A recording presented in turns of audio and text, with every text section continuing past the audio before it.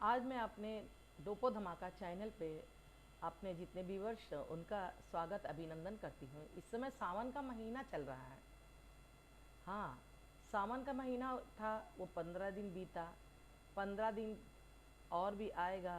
ये मलमास है तो ये एक महीना मलमास चल रहा है, तो इसमें शंकर जी की पूजा करनी चाहिए, है ना। सब लोग व्रत रहते हैं, पूजा करते हैं।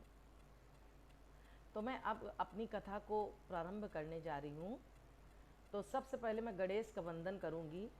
ओम मंगलम भगवान विष्णु मंगलम गरुड़ध्वज मंगलम पुंडरीकाचार्य मंगला तनो हरि।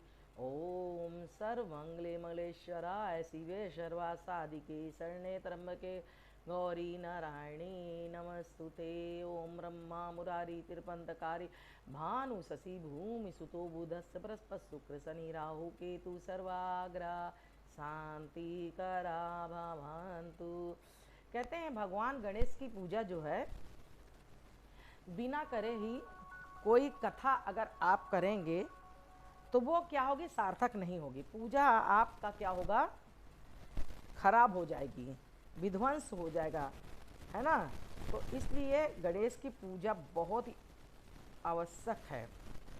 बिना पूजा जो करेंगे तो पहले गणेश जी का नाम, फिर गौरी जी, फिर नवग्रह, और सबसे पहले गुरु का, क्योंकि गुरु जो है हमारे लोग हिंदुओं के बृहस्पति हैं। अगर आप गुरु बृहस्पति का आवाहन करेंगे, ओम गुरु गुरुवे नमः, हे गुरु जो मैं पढ़ने जा रही हूँ इसे स्वीकार करें, तो गुरु को मना कर ही किसी कथा को आरंभ किया जाता है। और कहते हैं राजा बलि के वृत्तांत में भगवान विष्णु ने यही कहा, आदिति माता से कहा, आदिति माता ने कहा कि आप तो समस्त संसार को जीत सकते हैं, लेकिन उन्होंने एक ही शब्द बोला, हे माँ, मैं आपको बताता हूँ कि जिसने सेवा, गौ की सेवा किया है, जिसने गौ के और ब्राह्मण की सेवा किया है, तो और गंगा की सेवा किया है, तो उससे मैं नहीं जीत सकता हूँ, क्योंकि उसने सेवा किया है तो उसका फल उसे मिलता है। हम उसे भी मिटा नहीं सकते हैं। अब आगे की कथा हम प्रारंभ कर रहे हैं। बोलो वृंदावन बिहारी लाल की जय, वासुदेव महाराज की जय, व्यास जी महाराज की जय।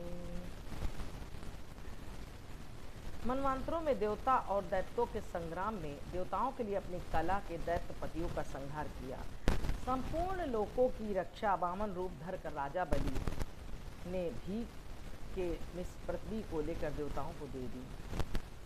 परशुराम अवतार ले 21 बार, परशुराम अवतार लेकर 21 बार पृथ्वी को छत्री रहित किया। है कुल के नाशक भृगुवंश में अग्नि रूप प्रकट हुए। उन्होंने फिर रामा अवतार लेकर समुद्र बांधा। जब राम का अवतार लिया तो समुद्र से बांध कर ही तो रावण का वध करने के लिए गए। पृथ्वी की छत्री रहित किया है। लंका में स्थित परिवार समेत राक्षस रावण का भी वध किया। भगवान के अनेक रूप थे और अनेक प्रकार से भगवान ने राक्षसों का वध किया। अजन्मा आप यादव कुल में जन्म लेकर देवताओं से भी ना किए जाए ऐसे काम करेंगे। पीछे जो यज्ञ करने के योग, यज्ञ आदि करने के योग दैत्यों को बौद्ध रूप धारण मोहित करेंगे। जो आज बौद्ध भिक्षु आपको दिखते हैं, बौद्ध भगवान, ये भगवान विष्णु हैं। बुद्ध भगवान जो है वो विष्णु का अवतार हैं। वो लेकर और दैत्यों को भगवान बुद्ध का रूप लेकर और मोहित करेंगे। इसके उपरांत कलयुग के अंत में कल्कि अवतार, सबसे आखिरी अवतार होगा, चारों तरफ जलामय हो जाएगा, भगवान अवतार लेंगे, इस पृथ्वी का उद्धार करेंगे। कल्कि अवतार लेकर शूद्र जाति के राजाओं को मारेंगे। जो शूद्र राजा बने हुए हैं इनको मारेंगे। कौन मारेगा? भगवान विष्णु अवतार लेकर। हे महाराज, इस प्रकार महाभुज जगतपति भगवान वासुदेव के जन्म और कर्म अनंत हैं।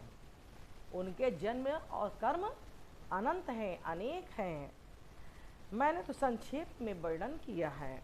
इति श्रीमद् भागवत महापुराणे दोहा पंचम, हरि की भक्ति बिन नर की गति कौन। जो हरि की भक्ति नहीं करे उस नर की गति कौन करेगा, भगवान विष्णु ही करेंगे। इसलिए हरि की भक्ति करनी जरूरी है। सो सब वर्णन करता हूँ पूजन सेवन जौन।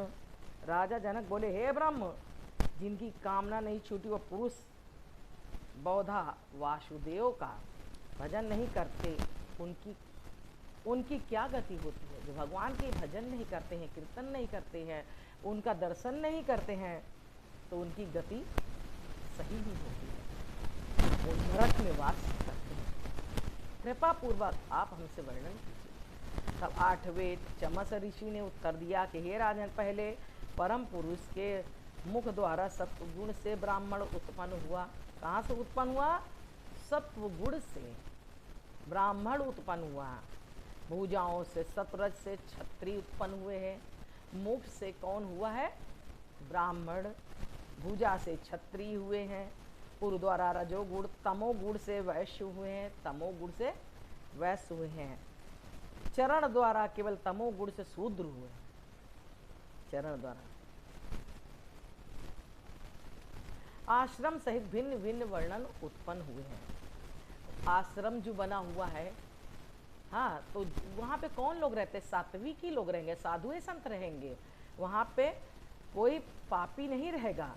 अपना जन्मदाता पुरुष ईश्वर का इन वर्णों के मध्य जो भजन नहीं करता, जानबूझकर निरादर करता है, और पुरुष वर्ण आश्रम में भ्रष्ट होकर अधोगति को प्राप्त होता है। कोई एक पुरुष इस प्रकार के हैं जिनकी हरि कथा सुनना बहुत कठिन है। किसी को हरि का कीर्तन बहुत कठिन है। क्यों? क्योंकि मन पाप में लगा हुआ है, प्रभु में नहीं लगा, तो क्या करेंगे। इसी प्रकार कितने एक दुज लोग और स्त्रियां तथा शूद्रादि जो भगवान वासुदेव को ना जानने से नहीं भजते, उनके ऊपर आप सारे की ही कृपा करते हैं। ब्राह्मण क्षत्रिय वैश्य यज्ञोपवीत रूप दूसरे जन्म से, यद्यपि ब्राह्मण क्षत्रिय जो आज जनेऊ संस्कार होता है, यज्ञोपवीत, हाँ, क्षत्रिय वैश्य सबका होता है, लेकिन आज कोई भी नहीं करता। सिर्फ आज सीमित हो गया, ब्राह्मणों तक ही रह गया है।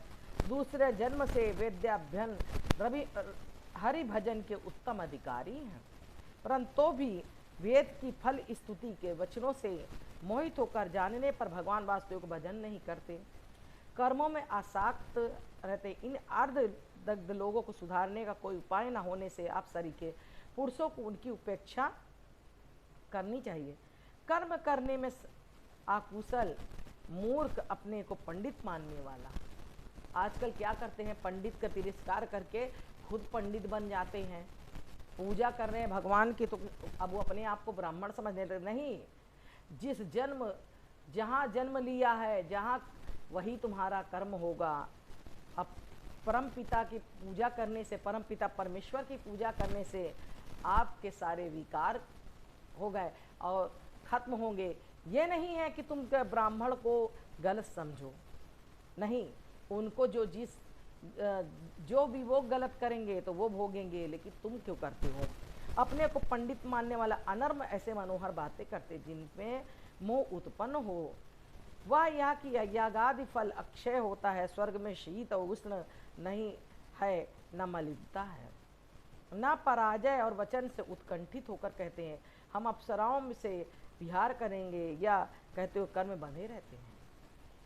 उनको उस फल के कर्म भ्रम से कर्म में ही आदर होता है, उससे अपने क्रोध मादादि वृद्धि को प्राप्त होता है। और यह कहा है कि रजोगुण से राग द्वेष उत्पन्न होता है।